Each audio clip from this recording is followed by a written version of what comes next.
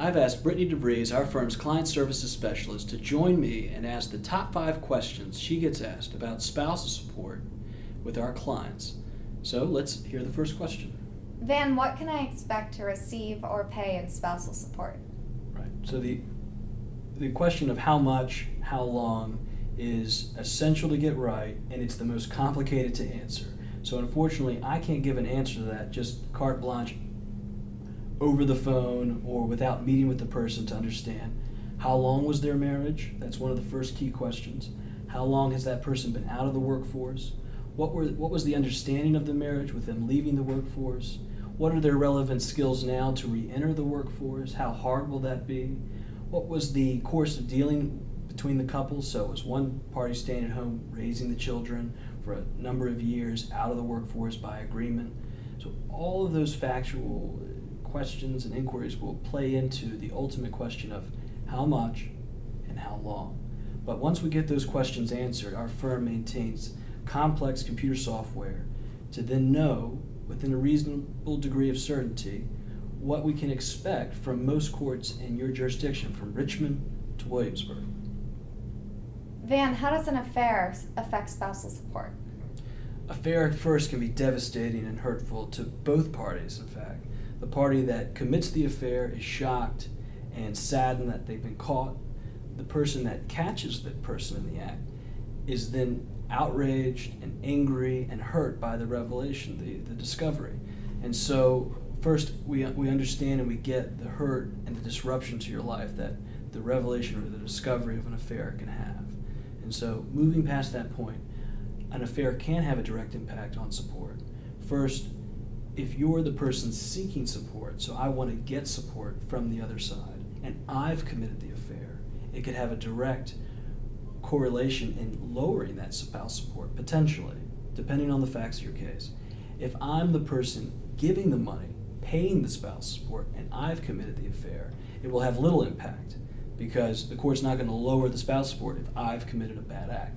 It may lower the spouse support to the receiving spouse if they've committed the bad act of an affair. Van, I've raised the children and haven't worked in 10 years. How does that affect spousal support? Can I get any at all? Being out of the workforce that long will have a direct correlation to the amount of spousal support you get and the term. But understand that this is a direct fact-based inquiry. It's very specific to you, the client, the person at issue. And so we'll need to understand all the facts surrounding your marriage and your life to fully know what you can expect. But just on the limited amount of information I have from that question, first, being out of the workforce that long will likely lead to some level of support. And second, the term of your marriage there, that 10-year term, it's long enough so you can expect many years of spouse support in most instances, at least 5, somewhere in the neighborhood of 5, or a little more, a little less, depending on other facts and other questions I would then ask you. But it sounds to me like you have the makings of a good start and foundation for a spouse support request. Van, what if there is a spouse out there thinking, am I going to have to pay spousal support to her for the rest of my life? Does it matter how long we've been married? Yes, it will matter. And one of the points that I want to make first is, if you're one of the spouses out there that think, oh my gosh, I'm now in this for spouse support for the rest of my life, big red flag. You need to see an attorney immediately because there is much at stake and much to lose. So you need to act quickly to get the facts right, get the preparation correct so you can properly defend against that sort of attempt. So first, the term of your marriage, if it's long-term, 18 years or more, definitely a red flag there for a possible indefinite award of support. So if you've been married longer than 18 years or more, we need to talk because there's lots we need to cover. The second is, if you've had a course of dealing in your marriage where I've not only had a long-term marriage, but my spouse has been staying home with the children, has been out of the workforce for a number of years, maybe 10, maybe more than that, another big red flag. We need to talk, we need to prepare, and there's several questions I would ask following that, if that's you, that we would then need to have answered to properly prepare that case. Van, he left me. Doesn't that automatically mean that I get spousal support? Unfortunately, with spouse support, there's no automatic, there's no guarantees, but the fault-based ground of abandonment, in your case, will only help you. So if he's run off, he's left, or she's run off, she's left, she's abandoned you, and we can prove that, it certainly will help your case. Lots of other questions we'll need to go over to make sure you're entitled or eligible for spousal support, and ultimately it's the court's decision, not my promise, but a court's decision as to whether or not you get spousal support. But it can't hurt. It's certainly a plus on that column, and you're well on your way to establishing a good spousal support claim with those facts.